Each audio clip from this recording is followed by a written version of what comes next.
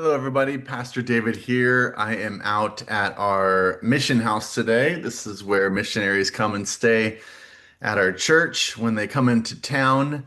And we're going to continue the series in Psalms with today's Psalm 9, the sovereignty of God as the ultimate judge. It's a victory song. It's written by David. It's powerful.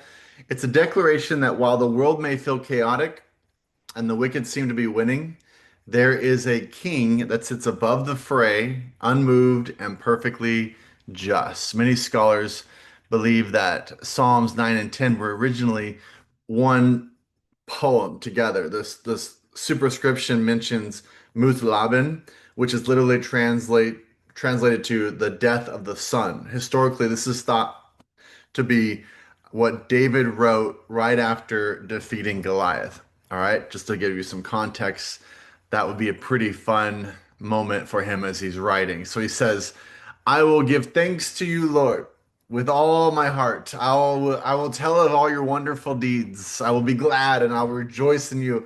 I'm going to sing the praises of your name, O Most High. And David begins with this total commitment of his whole heart. In the ancient world, your heart was the mission control. So David's choosing to recount the wonderful deeds, God's past track record, to fuel his current praise. So what does he do in verse 3? He says, my enemies turn back. They're stumbling and perishing before you. You have upheld my right and my cause, sitting enthroned as the righteous judge. You have rebuked the nations and destroyed the wicked. You have blotted out their name forever and ever. Endless ruin has overtaken my enemies. You have uprooted their cities. Even the memory of them has perished. So David is acknowledging that his military successes, they weren't because he was the better tactician. I mean, as David and Goliath would show, it was about God. I mean, that became very, very obvious. Verse 6, the enemy came to an end in everlasting ruins. In the Bronze Age, the total destruction of a city's memory was the ultimate defeat. We wanted to wipe the city off of the map. And David is saying that's what God does. When he settles matters, he settles them permanently. The Lord reigns forever, verse 7. He has established his throne for judgment. He rules the world in righteousness and judges the peoples with equity. The Lord is a refuge for the oppressed, a stronghold in times of trouble. Those who know your name trust in you. For you, Lord, have never forsaken those who seek you. This is a theological hinge of the psalm. Kings on earth die, their decrees expire, presidents are replaced, but the Lord's throne is established forever. And verse 10 said, those who know your name, those who will put their trust into you.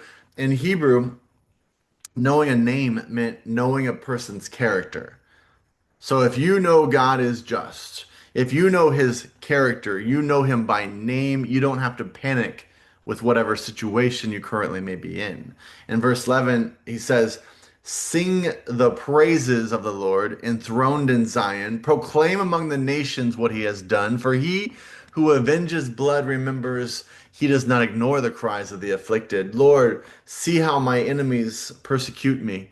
Have mercy and lift me up from the gates of the death, that I may declare your praises in the gates of daughters of Zion, and they there rejoice in your salvation.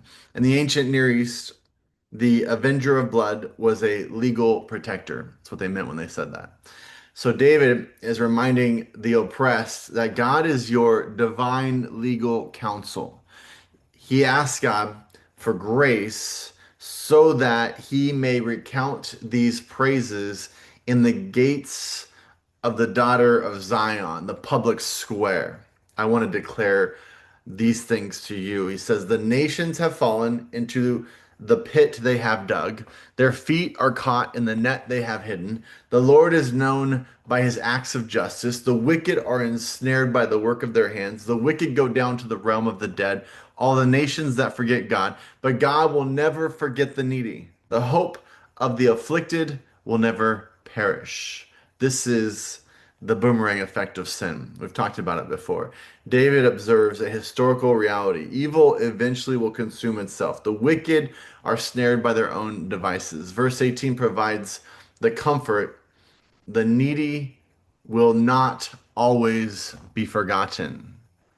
And verse 19, arise, Lord, do not let mortals triumph. Let the nations be judged in your presence. Strike them with terror, Lord. Let the nations know they are only mortal.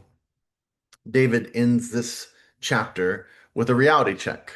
The word for men here is Enosh, which refers to frail, mortal humanity. And he asks God to remind the arrogant world powers they are frail, mortal humanity. They're breathing dust, while God is the Ancient of Days. So, what do we do with this psalm? First thing we do is we audit our memory. David recounts God's deeds. When you are anxious, list 3 times God has shown up for you in the past. Your history with God is your fuel for the future. The second thing we do with this psalm is we trust the process of justice. We often want justice right now. And David reminds us that God's throne is established, it's a fixed point. Even when the news looks bleak, the judge is still on the bench. He is still ruling. No matter what we think is going on in the world, God is still in control. The third thing we do with this psalm is we know the name. Don't just know about God. There are lots of people that know about God. People are always like responding on these messages. They respond with their knowledge of God. But to know his name is to know his character. You start to understand who Jesus is and what Jesus would do. That whole bracelet phase of WWJD, that's real. When you start to know his name and know his character, you start to be able to put him into real life situations. What would he do here? Well, knowing his character and knowing everything I've read about him, and you have to read and know him, then I can trust in him. I can trust in the byproduct of intimacy I have with him. The bottom line of Psalm 9 tells us that while the wicked make a lot of noise, they do, they really do, they are ultimately mortal. And God is the one who holds the gavel. He is the judge. And he hears the whisper of the afflicted over the roar of the nations. So take comfort. We're in a time, we're in a world that is a little bit odd, to say the least. Take comfort. Every single one of these psalms that we have studied just continue to say God is on the throne. God is in control. And no matter how crazy it gets, he's still ruling things. So take that, use it. Hopefully it meant something for you today. Share it, like it, give it to someone who needs it, needs to hear it. And just take a moment. Take a moment to subscribe and be a part of this, and take a moment to watch some of the other videos on here that will help you get through some of those challenges of today. Thanks for watching, and we'll see you next time with Psalm 10.